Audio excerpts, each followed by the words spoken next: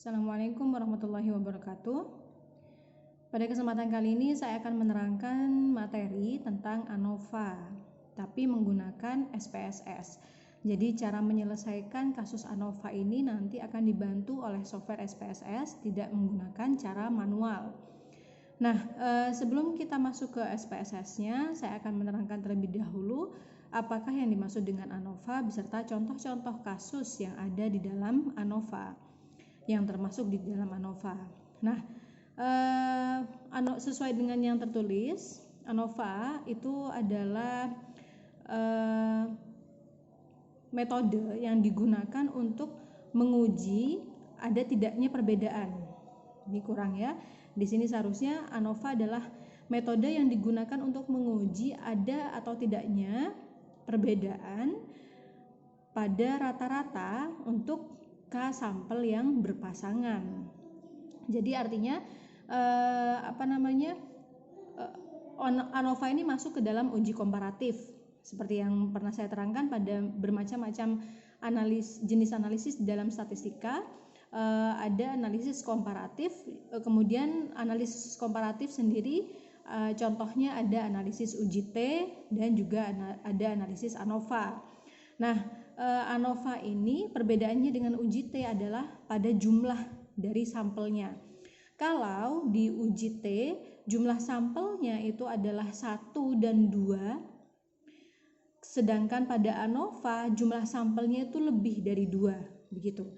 Jadi kalau kita akan membandingkan, yang akan kita bandingkan itu adalah lebih dari 2, maka gunakan ANOVA. Sedangkan jika yang ingin kita bandingkan itu hanya ada 2 sampel, maka gunakan uji T, begitu ya. Kemudian contohnya yang bagaimana? Contohnya banyak. Misalkan kalau pada uji T yang pernah saya contohkan adalah misalkan pengaruh metode pelatihan terhadap kualitas SDM karyawan. Nah, kemudian metode yang saya pilih ada 2, ada metode diskusi dan ada metode praktek. Sehingga karena ada 2 jenis penggolongan, maka masuknya ke dalam uji T karena ada 2 sampel. Nah, kalau misalkan kita menambahkan kategori dari metode itu ditambahkan menjadi 3, misalkan ada metode praktek, ada metode diskusi, dan ada metode mix, misalkan campuran antara diskusi dan praktek, maka ada 3 metode. Nah, karena ada 3 penggolongan sehingga ada 3 sampel. Karena sampelnya lebih dari 2, maka masuknya ke dalam uji ANOVA. Begitu ya perbedaannya. Nah, contoh yang lain lagi banyak sekali. Misalkan pada kasus-kasus mahasiswa biologi atau mahasiswa pertanian, begitu ya. Mereka punya lele misalkan, atau punya padi deh. Padi kita tanam di lahan pertama, padi kita tanam di lahan kedua, dan padi kita tanam di lahan ketiga, atau 4 misalkan. Ada 4 lahan padi dengan varietas padi yang sama misalkan ya. Nah, varietas padi yang sama ini kemudian nanti setiap lahan kita beri pupuk yang berbeda. Ada pupuk A untuk lahan pertama, pupuk B untuk lahan kedua, pupuk C untuk lahan ketiga, dan pupuk D untuk lahan yang keempat. Kemudian kita akan membandingkan, mencari perbedaan. Apakah terdapat perbedaan pertumbuhan dari padi yang diakibatkan oleh pemberian jenis pupuk yang berbeda gitu. Jadi padi pada lahan 1, padi pada lahan 2, padi pada lahan 3, padi pada lahan 4 ini mengalami perbedaan pertumbuhan enggak? Dari kecepatan tumbuhnya, dari jumlah hasil panennya nanti, itu akan terdapat perbedaan tidak dengan pemberian pupuk yang juga berbeda, begitu.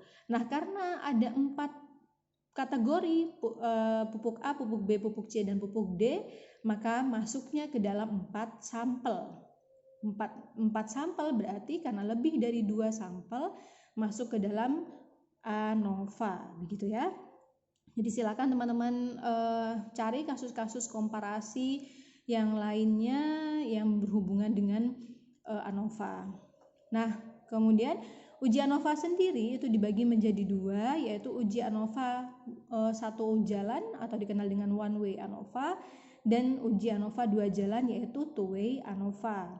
Nah, one way ANOVA ini apa maksudnya? One way ANOVA ini maksudnya kita hanya mencari data, menggolongkan data itu berdasarkan satu penggolongan saja. Contohnya kayak tadi, kualitas SDM berdasarkan metode pelatihannya. Ada kualitas SDM berdasarkan metode pelatihan praktek, kualitas SDM metode pelatihan diskusi, dan kualitas SDM metode pelatihan campuran antara praktek dan diskusi. Artinya kita hanya menggolongkan pada jenis metodenya saja. Nah, kemudian padi tadi juga hanya berdasarkan jenis pupuknya, maka itu yang dimaksud dengan one way ANOVA. Nah, sedangkan two way ANOVA ini artinya penggolongannya itu ada dua data yang kita miliki itu dikategorikan terhadap dua penggolongan. Contohnya begini, misalkan metode pelatihan, pengaruh metode pelatihan dan jenis kelamin terhadap kualitas SDM. Nah, jadi nanti kita akan punya dua penggolongan kualitas SDM berdasarkan jenis kelamin dan kualitas SDM berdasarkan metode pelatihan, begitu. Jadi penggolongannya dua.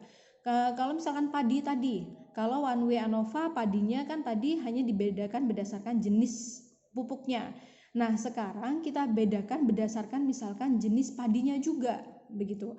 Jadi pertumbuhan padi, pengaruh jenis pupuk dan jenis padi terhadap hasil panen. Nah, itu contohnya two way ANOVA. Digolongkan terhadap dua kategori, yaitu kategori jenis pupuk dan kategori jenis padi. Nah, itu contoh yang one way, begitu ya. Nah, kemudian ini adalah asumsi penggunaan ANOVA. Jadi ANOVA itu sampelnya harus diambil secara random, acak maksudnya. Kemudian data berdistribusi normal, varian homogen. Hal-hal yang seperti ini akan lebih dijelaskan pada materi ekonometrika. Kemudian menghitung one way ANOVA. Jadi kalau kita menggunakan sistem perhitungan manual, maka teman-teman akan menggunakan perhitungan yang seperti ini. Nah, ini kalau kita punya waktu yang lebih panjang, kita akan belajar cara menggunakan metode manual. Tapi karena keterbatasan waktu, maka saya menggunakan SPSS-nya langsung. Nah, misalkan ini. Nah, ini contoh-contoh kasusnya ya. Dilakukan penelitian untuk mengetahui pengaruh suatu metode belajar baru di sebuah sekolah. Sampel penelitian terdiri dari 15 orang, diambil secara random. Penelitian dilakukan dengan melihat hasil belajar siswa sebelum digunakan metode baru, sesudah digunakan 1 bulan, dan sesudah digunakan 2 bulan. Jadi penelitian ini akan melihat hasil belajar siswa sebelum adanya metode. Pertama berarti penggolongan pertama sebelum ada metode, penggolongan kedua setelah metode diterapkan selama 1 bulan, dan penggolongan ketiga yaitu hasil belajar siswa setelah penerapan metode 2 bulan. Nah, nanti bentuk datanya seperti ini. Jadi ini adalah hasil belajar sebelum penerapan metode, hasil belajar sesudah penerapan metode 1 bulan, dan hasil belajar sesudah penerapan metode selama 2 bulan. Boleh kita tambahkan di sini, Bu, saya mau meneruskan metodenya sampai 3, 4 dan seterusnya. Maka silakan tambahkan tampil ke samping. Selama dia kategorinya lebih dari 2, maka dikatakan masuk di dalam ANOVA. Nah, kemudian cara membangun hipotesisnya adalah seperti ini. Tidak terdapat untuk H0 selalu tidak ya. Jadi H0 itu baik korelasional maupun komparasi selalu menggunakan kata-kata tidak terdapat. Tidak terdapat apa? Perbedaan hasil belajar siswa dengan metode baru. Kemudian HA-nya terdapat perbedaan. Ujilah menggunakan tingkat kesalahan 5%. Jadi ini yang saya maksud dengan alfa 5%. 0,05. Nah, nanti bentuknya begini datanya, ya seperti tadilah ya. Kemudian kita masuk ke contoh two way. Langsung ke contoh Two-way ini rumusnya two-way. Ya, teman-teman jika penasaran menggunakan metode manual, silahkan dicari referensi contoh-contoh soal yang menggunakan metode manual. Kemudian contoh soalnya bagaimana? Nah, misalkan contoh soalnya begini, dilakukan penelitian untuk mengetahui ada tidaknya perbedaan prestasi kerja pegawai berdasarkan asal kota perguruan tingginya. Jadi asal kota perguruan tinggi itu ada perguruan tinggi yang berasal dari Jakarta, ada Bandung, ada Yogyakarta, dan ada Surabaya. Kemudian jumlah sampel 14 orang terdiri dari 7 orang pria dan 7 orang wanita. Nah, berarti di sini penggolongannya ada 2 kan ya? Menggolongkan terhadap asal kota perguruan tinggi dan menggolongkan terhadap jenis kelamin, yaitu pria dan wanita. Nah, nanti bentuk datanya seperti ini. Ini berarti pertanyaannya ya. Pertanyaan pertama, apakah terdapat perbedaan prestasi? Kan tadi kan kalau dibuat judul kasus ya. Nah, misalkan ini dibuat judul dengan kasus seperti ini dibuat judulnya bisa menjadi begini. Pengaruh dari asal kota perguruan tinggi terhadap pengaruh asal kota perguruan tinggi dan jenis kelamin terhadap prestasi kerja, begitu. Pengaruh asal kota perguruan tinggi dan jenis kelamin terhadap prestasi kerja. Nah, jadi nanti yang akan menjadi variabel terikatnya adalah prestasi kerja, begitu. Berarti yang akan dicari fokusnya ya perbedaan prestasi kerja. Perbedaan prestasi kerja karena perbedaan dari kota, asal kota, yaitu kota Surabaya, Yogyakarta, Jakarta, dan apa tadi itu ya, yang 4 ini, Bandung. Kemudian apakah prestasi belajar antara lulusan laki-laki dan perempuan sama? Ini kalau dibuat kata-kata yang berbeda berarti apakah terdapat perbedaan prestasi kerja antara laki-laki dan perempuan? Kemudian apakah terdapat perbedaan antara masing-masing lulusan perguruan tinggi pada setiap jenis kelamin? Maksudnya apakah lulusan perguruan tinggi dan jenis kelamin itu secara bersama-sama memberikan pengaruh terhadap kinerja prestasi kerja? Oke. Nah, nanti datanya jadi seperti ini. Ini yang dimaksud dengan data two-way. Jadi penggolongannya ada 2, penggolongan berdasarkan asal kota perguruan tinggi, ada Jakarta, Bandung, Yogyakarta, Surabaya, dan penggolongan yang kedua berdasarkan jenis kelamin, begitu. Jadi di sini ya nama-nama ini adalah prestasi kerja yang dimaksud di sini angkanya. Prestasi kerja pegawai yang lulusan Jakarta, prestasi kerja pegawai yang lulusan Bandung, prestasi kerja pegawai lulusan Yogyakarta, dan seterusnya. Ini berarti pria, berarti prestasi kerja yang pria, misalkan di sini namanya Budi, berarti di sini Budi, di sini Sultan, di sini Muhammad, dan seterusnya. Di sini orang lain lagi berarti di sini misalkan Roni, di sini Tiko, nah, dan lain sebagainya. Di sini bagi yang perempuan. Jadi nanti akan dicari apakah mencarinya perbedaannya tiga macam perbedaan. Apakah asal perguruan tinggi, asal daerah perguruan tinggi berpengaruh terhadap kinerja pegawai? Apakah jenis kelamin berpengaruh terhadap kinerja pegawai? Dan apakah asal perguruan tinggi dan jenis kelamin berpengaruh terhadap kinerja karyawan secara bersama-sama? Jadi ada 3 kasus nanti ya. Nah, hipotesisnya seperti ini. Kalau kita bangun H0-nya semua, maka H0 yang pertama tidak terdapat perbedaan prestasi kerja pegawai berdasarkan asal perguruan tinggi. Kan tadi kasus yang pertama adalah perbedaan prestasi terhadap asal perguruan tinggi. Kasus yang kedua adalah tidak terdapat perbedaan prestasi kerja pegawai berdasarkan jenis kelamin. Karena tadi kasus yang kedua adalah jenis kelamin.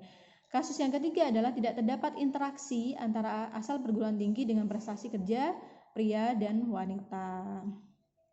Kalau dibuat HA-nya ya berarti kebalikannya. HA untuk yang pertama berarti ada perbedaan prestasi kerja pegawai berdasarkan asal PT. HA yang kedua ada perbedaan prestasi kerja pegawai berdasarkan jenis kelamin. HA yang ketiga berarti terdapat terdapat interaksi antara asal perguruan tinggi dengan prestasi kerja pria dan wanita, begitu ya. Oke, itu contoh dari ANOVA. Selanjutnya kita akan masuk ke dalam contoh kasus yang akan kita selesaikan menggunakan SPSS. Oke. Jadi di sini saya sudah punya data yang akan dijadikan sebagai contoh kasus. Nah, bisa terlihat ya. Agar teman-teman bisa lebih memahami, maka contoh yang saya gunakan adalah pengaruh metode belajar terhadap prestasi belajar siswa. Nah, judulnya begini. Jadi apakah suatu metode belajar itu berpengaruh terhadap prestasi belajar siswa? Kemudian dari sebelumnya kan kita belum punya data nih. Ini kan belum ada data seperti ini kan ya. Yang kita miliki adalah judul dari kasus kita. Kemudian dari kasus kita ini kan kita harus mengambil data agar penelitian kita bisa diselesaikan, begitu kan ya. Mau mengambil data tentang apa? Nah, itu kuncinya. Kita harus tahu kita akan mengambil data tentang apa. Nah, caranya adalah kita mencari objek penelitiannya. Dari judul yang kita punya ini, manakah yang dimaksud dengan objek penelitian? Objek penelitian lebih mudahnya kita pahami sebagai fokus penelitian kita. Nah, pada kata-kata di sini kita akan fokus kemana? Fokusnya ke metode belajar dan juga akan fokus ke prestasi belajar, begitu ya. Sehingga metode belajar di sini menjadi variabel objek yang kemudian kita juga sebut sebagai variabel, dan prestasi belajar kita juga sebut sebagai objek yang kita sebut juga akhirnya sebagai variabel, begitu ya. Nah, saya ingatkan lagi, pada kuantitatif pengaruh tidak boleh ditanyakan langsung ke responden. Jadi kita tidak boleh langsung tanya ke responden atau ke siswa ya, respondennya di sini siswa. Kita tidak boleh langsung bertanya ke responden, apakah menurut siswa atau misalkan Ani menurut Anda apakah ada pengaruh metode belajar terhadap prestasi belajar? Itu tidak boleh kalau di dalam kuantitatif. Pengaruh ini adalah hal yang akan kita cari di analisisnya. Yang perlu kita kumpulkan adalah data tentang metode belajar dan data tentang prestasi belajar. Oke. Kemudian, contoh yang seperti ini bisa kita gunakan korelasional dan juga bisa kita selesaikan dengan komparasi. Nah, kalau misalkan ini kasusnya adalah komparasi, maka kita harus yang akan kita cari datanya itu fokusnya ke variabel terikatnya, gitu ya. Pada video uji T 2 sampel berpasangan dan video uji T 2 sampel yang bebas, saya selalu menekankan bahwa data yang akan diambil haruslah data dari variabel terikat untuk komparasi. Nah, dari dua variabel ini yang berwarna merah dan berwarna hijau, manakah yang dimaksud dengan variabel terikat? Nah, variabel terikat adalah variabel yang dipengaruhi oleh variabel yang lain. Sedangkan variabel bebas adalah variabel yang mempengaruhi variabel yang lain. Manakah yang merah atau yang hijau? Kita pakai logika berpikir kan ya. Metode belajar mempengaruhi prestasi belajar ataukah metode belajar dipengaruhi prestasi belajar? Maka logika yang lebih tepat adalah yang pertama, bahwa metode belajar mempengaruhi prestasi belajar. Karena metode belajar mempengaruhi prestasi belajar, maka metode belajar menjadi variabel bebas karena mempengaruhi. Sedangkan prestasi belajar dipengaruhi metode belajar, sehingga prestasi belajar menjadi variabel terikat. Bisa dipahami? Jadi kunci di dalam kuantitatif adalah kalian harus mengetahui manakah variabel bebas, manakah variabel terikat. Karena selain bertujuan untuk pengambilan data, juga digunakan pada analisisnya nanti. Kalau kita salah menentukan mana variabel bebas yang X, mana variabel terikat yang lambangnya Y, kita akan salah dalam perhitungan. Hasilnya juga akan salah. Begitu. Nah, berarti kita sepakat ya tadi bahwa variabel terikatnya adalah prestasi belajar. Maka yang akan kita kumpulkan datanya adalah data tentang prestasi belajar, begitu. Prestasi belajar yang bagaimana? Prestasi belajar sesuai dengan berbagai macam metode yang ada. maka kita akan mengumpulkan data seperti ini tadi. Nah, prestasi belajar dengan metode visual yang pertama, yang kedua prestasi belajar dengan metode audio, dan yang ketiga adalah prestasi belajar dengan metode audio visual. Nah, jadi itu tadi yang saya maksud dengan variabel terikatnya yang kita ambil, prestasi belajar berdasarkan berbagai macam metode belajar. Paham ya? Nah, kemudian nah karena ini kan ada 3 ya, ada 3 kategori, 1, 2, 3, maka karena lebih dari 2 kita gunakan ANOVA begitu. Nah, ini data yang kita kumpulkan di lapangan ya. Nah, kemudian data inilah yang harus kita uji untuk mencari apakah terdapat perbedaan antara berbagai macam metode belajar ini terhadap prestasi belajarnya. Nah, caranya bagaimana? Berarti kita tinggal buka SPSS. Silakan dibuka SPSS-nya. Nah, ini tampilan SPSS. Yang perlu kita isikan pertama kali adalah variabel view, selalu begitu ya. Nah, di sini sudah saya tuliskan langkah-langkah di dalam mengerjakan ANOVA. Silakan dilihat. Nah, nanti teman-teman silakan menuliskan kembali sesuai dengan tingkat pemahaman teman-teman dari penjelasan saya secara verbal. Kemudian tuliskan, oh saya pahamnya menggunakan bahasa saya, Bu. Silakan, itu lebih baik. Nah, oke, dengan langkah-langkah tersebut lakukan hal yang sama pada SPSS kita. Variabel view sudah terbuka ya, kalau sudah kuning itu artinya sudah dibuka. Nah, kemudian pada name. Nah, name ini yang harus kita isi adalah variabel bebas dan variabel terikat namanya ya. Jadi kalau tadi variabel bebasnya apa? Kita lihat lagi kalau lupa. Variabel bebasnya metode belajar, variabel terikatnya prestasi belajar. Nah, tuliskan di sini. Ingat pada name namanya harus sangat singkat. Usahakan dengan 1 kata saja karena tidak menerima spasi. Metode. Nah, kemudian yang perlu diisi hanya pada name. Kemudian di sini setelah metode kan metode itu kan variabel bebas. Kemudian isikan variabel terikatnya yaitu prestasi. Nah, oke. Setelah itu apa yang perlu kita isi? Label. Label ini adalah penjelasan saja agar tidak lupa metode ini apa maksudnya. Metode belajar. Kan bisa saja metode masak ya. Kalau kita lupa tidak memasukkan penjelasannya apa di sini. Nah, kemudian prestasinya apa? Prestasi belajar siswa. Nah, begitu. Oke, bisa dipahami.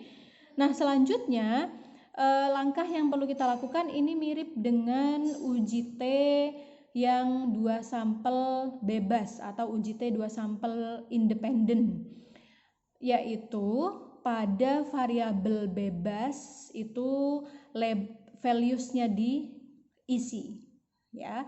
Nah, silakan teman-teman buka lagi video tentang SPSS untuk uji T 2 sampel yang bebas atau independen. Pada variabel bebasnya harus diisi values-nya. Nah, metode dan prestasi manakah yang variabel bebas? Variabel bebas tadi kalau kita cek di sini yang berwarna merah ini kan variabel bebas ya. Metode. Berarti pada metode inilah values-nya harus diisi. Oke, paham? Metode values-nya harus diisi. Klik values, kemudian klik titik 3 yang ada di sebelah kanan. Nah, otomatis akan tampil label seperti ini. Isikan 1. Labelnya apa tadi yang 1? Visual, 2 audio, 3 audio visual. Berarti yang pertama adalah visual. Oke. Kemudian add, shred. Nah, tuliskan sekarang 2. Audio, add. Tuliskan sekarang 3. Yang terakhir adalah audio visual, add lagi. Nah, Sudah terdaftar semua kategori kan ya? Kalau misalkan kita punya 10 kategori ya 10, 1, 2, 3, 4, 5, 6, 7, 8, 9, 10. Setelah kita daftarkan semua kita oke. Seret. Nah, yang lain sudah tidak perlu diotak-atik lagi. Setelah itu kita masuk ke data view. Di data view secara otomatis akan tampil metode dan prestasi seperti ini. Metodenya apa? Metode belajar. Nah, warna kuning itu prestasinya prestasi apa? Prestasi belajar siswa. Selanjutnya kita masukkan data kan ya. Nah, datanya kembali lagi ke Excel. Caranya bagaimana? Ini tidak boleh langsung di copy paste semua 12 sampai sini copy paste letakkan di SPSS, tidak boleh. Nah, yang perlu kita lakukan sama dengan uji T 2 sampel bebas, yaitu kita mendaftarkan variabel bebasnya dan variabel terikatnya. Berarti variabel bebas apa? Metode belajar, dan variabel terikatnya apa?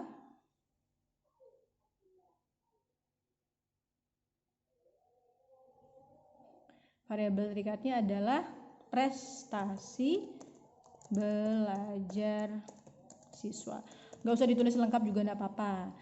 Metode cukup dan prestasi. Ini hanya agar teman-teman tidak kebingungan. Nah, langkahnya lagi-lagi sama. Ini kan metode yang pertama. Berarti kita tuliskan metode yang pertama. Nah, kita sampai ke sebanyak data yang ada dulu,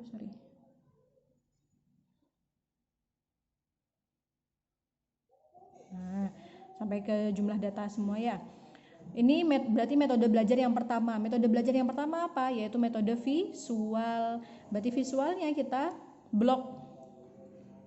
Kita blok, seret, kontrol copy, seret. Kemudian prestasi belajar, copy di paste ke prestasi belajar. Nah, oke.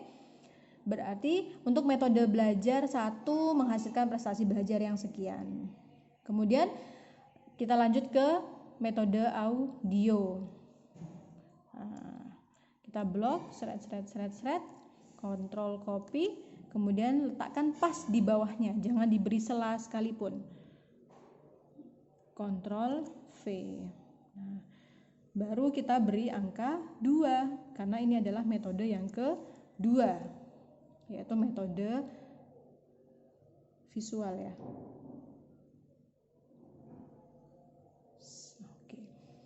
Kemudian metode yang terakhir yaitu metode ketiga juga kita copy, kontrol copy, letakkan pas di bawah data yang tadi. Nah, begini ya, kontrol paste.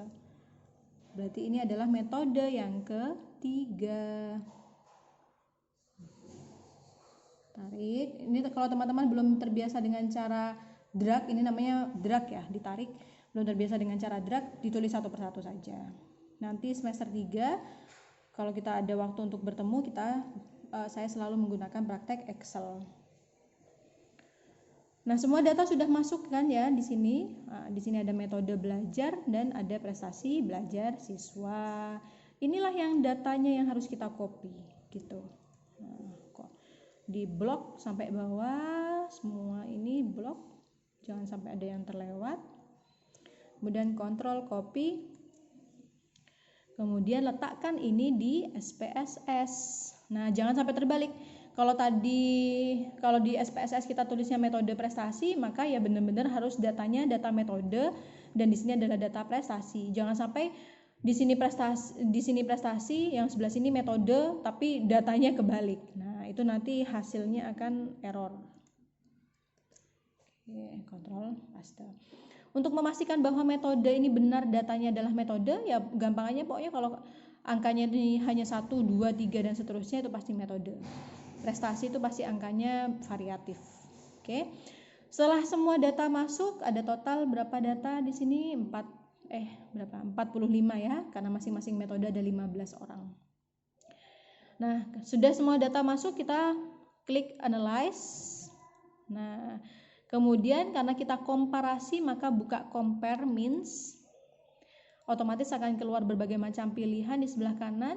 Karena kita sekarang ANOVA, maka gunakan one way ANOVA. Karena kita ANOVA-nya masih one way kan ya, hanya digolongkan kepada kategori metode belajar. Nah, kalau pengaruh metode belajar dan misalkan asal daerah siswa terhadap prestasi belajar siswa itu sudah menggunakan two way ANOVA. Karena digolongkan terhadap metode belajar dan asal daerah siswa. Nah, kalau sudah kemudian kita klik, nah, otomatis akan keluar seperti ini.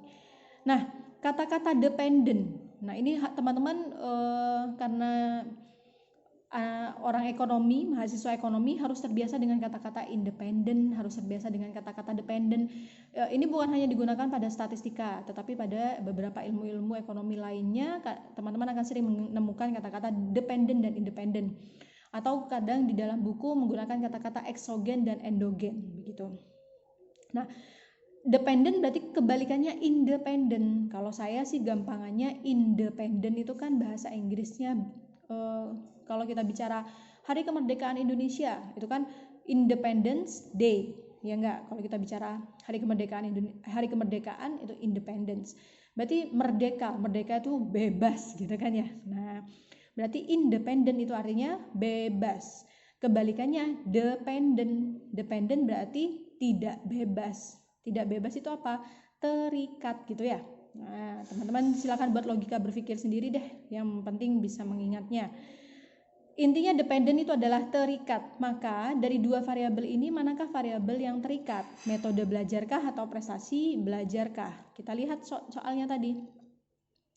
Mana yang variabel terikat? Mana yang variabel dependen? Dependen yang ini kan ya tadi warna hijau. Berarti dependen adalah prestasi belajar.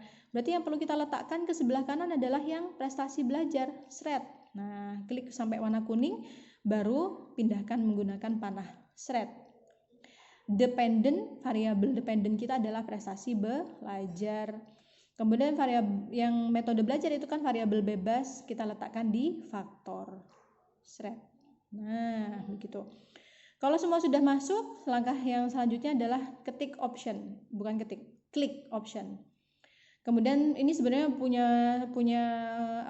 punya fungsi semua ya, tetapi untuk secara sederhananya kita klik yang deskriptif saja. Deskriptif ini artinya kita menganalisis secara deskriptif juga gitu, analisis deskriptif. Kan sudah pernah kita belajar analisis deskriptif kan ya, ada min atau rata-rata, ada modus, ada varian dan lain sebagainya. Kemudian setelah deskriptif tercantang kita klik continue, selanjutnya klik post hoc. Nah, ini banyak lagi pilihannya post hoc. Pilih yang Bonferroni. Kalau teman-teman, Bu saya pengen tahu apa fungsi dari masing-masing ini, silakan klik satu persatu. Maksudnya setelah LSD continue, jalankan, lihat hasilnya. Setelah itu coba lagi yang Bonferroni. Jangan dicoba semua gini maksud saya. Coba satu persatu. Nah, apa perbedaannya nanti? Itu ada tampil nanti perbedaannya. Oke, untuk sederhananya kita belajar yang Bonferroni.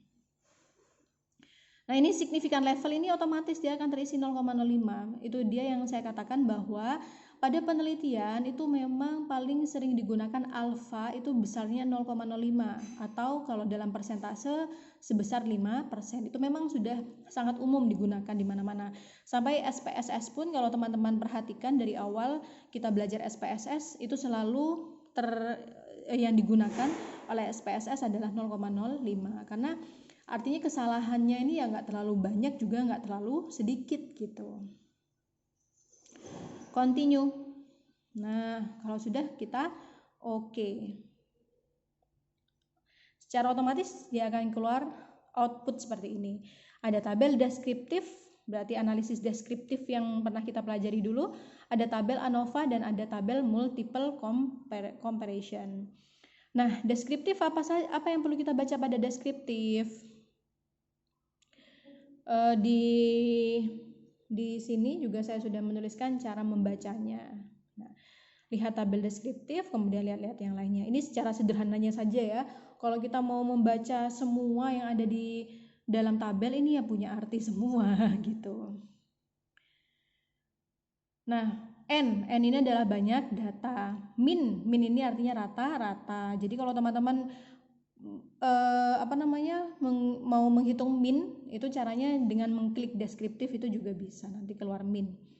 Nah, jadi pada visual, prestasi belajar siswa dengan metode visual itu rata-ratanya adalah 12, sekian. Prestasi belajar siswa dengan metode audio hasilnya adalah 15, sekian. Prestasi belajar siswa dengan audio visual hasilnya adalah 17, sekian. Terlihat mana yang lebih besar, yang paling besar? Rata-rata yang paling besar dari prestasi belajar adalah dengan metode audio visual, yaitu 17. Dilanjut dengan metode audio dan dilanjut dengan metode visual. Jadi metode visual itu yang paling sedikit. Kemudian ini semua punya arti ini ya. Ini minimum, ini maksimum, berarti data yang paling besar pada data paling kecil pada visual. Nah, gini cara bacanya. Data paling kecil pada visual itu sebesar 10, data paling kecil pada audio 12, data paling kecil pada audiovisual itu 14, data paling besar pada visual itu 15, data paling besar dari audio itu 19, data paling besar dari audiovisual adalah 20. Nih, jadi semuanya punya arti. ANOVA ini juga punya arti. Apa maksudnya? Nah, ini akan lebih teman-teman pelajari nanti pada semester 3 tentang analisis regresi. Apa yang dimaksud dengan F? Sekarang kita abaikan dulu F ya. Kita belajar yang T-nya saja dulu. Nah, kemudian multiple comparison. Nah, dari multiple comparison ini yang perlu dibaca adalah yang pertama signifikansinya. Selalu kan ya kalau SPSS itu lihat signifikansi kata saya. Itu untuk menentukan apakah ada korelasi atau tidak, untuk menentukan ada perbedaan atau tidak, itu melalui sig ini. Nah, kemudian cara bacanya bagaimana? Ini teman-teman lihat. Metode belajar visual dibandingkan dengan metode belajar audio menghasilkan signifikansi sebesar 0,0000. Nah, sama caranya seperti biasanya. Jika nilai sig-nya kurang dari 0,05 maka terdapat perbedaan dari cara sampel yang pertama dengan sampel yang kedua atau selanjutnya. Jadi, nah sekarang teman-teman lihat ya. Nanti ini semua yang akan saya bandingkan. 0,000 dibandingkan dengan 0,05, 0,000 dibandingkan dengan 0,05. Teman-teman ingat-ingat ya, 0,05. Yuk kita bandingkan satu persatu. Visual, apakah terdapat perbedaan visual dengan metode audio? Hasilnya adalah 0,000 dibandingkan dengan 0,005. Saya tuliskan di sini.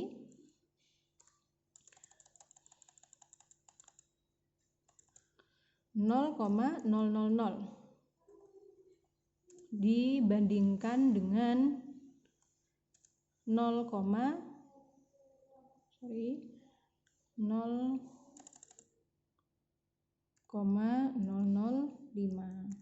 Nah, cara membandingkannya, kalau ini kan mudah ya, terlihat sekali semuanya 0 ya, pasti ini lebih kecil gitu. Tapi saya sarankan bagi teman-teman yang masih berlatih untuk bandingkan satu persatu. Bandingkan angka yang paling pertama sama-sama 0, sama. Bandingkan angka kedua sama-sama 0, sama. Bandingkan angka yang ketiga sama-sama 0 ya. Bandingkan angka yang keempat, 0 dan 5. 0 dengan 5 lebih kecil, 0 lebih kecil, sehingga tanda yang tepat adalah kurang dari. Paham? Karena kurang dari, maka kasus yang terjadi pada kasus pertama ini adalah terdapat perbedaan sampel 1 dengan sampel yang kedua. Sehingga saya kembali ke hasil di sini. Sehingga dengan hasil 0,000 itu tadi kurang dari 0,005, maka diputuskan bahwa hasil belajar menggunakan metode visual dan hasil belajar menggunakan metode audio memiliki perbedaan begitu. Kemudian perbedaannya sebesar berapa? Sebesar ya rata-ratanya dikurangi. Visual tadi kalau kita lihat di rata-rata visual 12, audio 15. Berarti perbedaannya ya antara visual dengan audio adalah 12, sekian dikurangi dengan 15, sekian. 12, sekian kurangi 15, sekian hasilnya adalah minus 3, Jadi besar perbedaan yang dimiliki oleh metode visual hasil belajar maksudnya ya. Perbedaan yang dimiliki oleh prestasi belajar dengan metode visual dan audio sebesar 3,2. Paham? Begitu seterusnya cara membacanya. Lihat metode visual dengan audio visual. Metode visual dengan metode audio visual. Apakah terdapat perbedaan? Kita lihat tingkat signifikansinya. Lagi-lagi 0,0000. Berarti 0,000 ini kurang dari 0,05. Sehingga diputuskan bahwa prestasi belajar siswa dengan metode visual dan prestasi belajar siswa dengan metode audio visual memiliki perbedaan gitu ya. Perbedaannya berapa? Nah, perbedaannya lagi-lagi ini kita lihatnya di mean difference, artinya perbedaan rata-rata. Visual dengan audio visual. Visual 12 ini. Nah, ini kan rata-ratanya tadi kan ya mean. Nah, meannya visual 12, meannya audio visual 17. Berarti 12 dikurangi 17. 12 kurangi 17 hasilnya berapa? Ya, 5 sekian itu. Oke, jadi perbedaan antara prestasi belajar siswa dengan metode visual dan prestasi belajar siswa dengan metode audiovisual sebesar 5. Diputuskan ada perbedaan. Semuanya baca hal yang sama. Prestasi belajar dengan audio dibandingkan dengan prestasi belajar dengan metode visual. 0,0000 kurang dari 0,05 diputuskan ada perbedaan. Besarnya adalah mean difference, perbedaannya prestasi belajar audio dengan visual sebesar 3,2. Lagi-lagi didapat dari mana? Lagi-lagi didapat dari rata-ratanya dikurangi. Jadi audio visual berarti audio dikurangi visual. Audio 15 dikurangi visual 12. Begitu. Selanjutnya, audio dibandingkan dengan audio visual. Ada perbedaan atau tidak? 0,049. Ini Bu, ini lebih besar dari 0,05. Karena 49. Hati-hati. Kita tuliskan lagi di sini. 0,049. Kita bandingkan dengan 0,05. Nah, kita lihat bagi yang sudah terbiasa membandingkan bisa langsung ini jelas Bu lebih kecil, tetapi bagi yang belum terkecoh dengan angka 49, 49-nya besar Bu dibandingkan dengan 5, maka ini pasti lebih besar. Tidak ya, kita lihat dulu 0, angka yang pertama dengan angka yang pertama sama-sama dengan 0, angka yang kedua 0, di sini juga angka yang kedua 0 sama, angka yang ketiga 4, angka yang ketiga di sini 5. 4 dengan 5 lebih kecil 4. Sehingga tanda yang tepat adalah tanda kurang dari. Begitu. Jadi 9 dibandingkan dengan berapa Bu? 9 kan urutan angka keempat, maka dibandingkan juga dengan angka keempat. Ini kalau diteruskan 0, itu bisa diteruskan 0,00000 begini. Ya. Berarti angka yang keempat berapa? 0, 9 dengan 0. Tapi cukup dari angka yang pertama ini sudah lebih kecil, maka putuskan lebih kecil. Begitu. Karena masih lebih kecil, maka diputuskan terdapat perbedaan. Terdapat perbedaan dari apa? Dari yang tadi ya, ini kan. Terdapat perbedaan audio dengan audio visual. Sebesar berapa perbedaannya? Sebesar 1,8. Audio dikurangi audio visual ini di atas. 15, sekian dikurangi dengan 17, sekian menghasilkan 1,8. Begitu seterusnya. Audio visual dengan visual, keputusannya ada perbedaan. Audio visual dengan audio, keputusannya juga ada perbedaan dengan jumlah perbedaan sekian. Begitu. Nah, itulah cara menghitung ANOVA untuk one way ANOVA menggunakan SPSS. Nah, jadi bisa terlihat di sini kan ya, bahwa prestasi belajar menggunakan metode manakah yang lebih tinggi, metode visual kah, metode audio kah, atau metode audio visual? Mana yang paling tinggi? Yaitu metode audio visual. Audio visual itu berarti metode belajar yang menggunakan suara juga menggunakan gambar, begitu. Tulisan itu juga visual bentuknya ya. Sedangkan visual saja berarti ketika kita hanya membaca saja atau hanya melihat gambar saja, ini hasilnya paling kecil.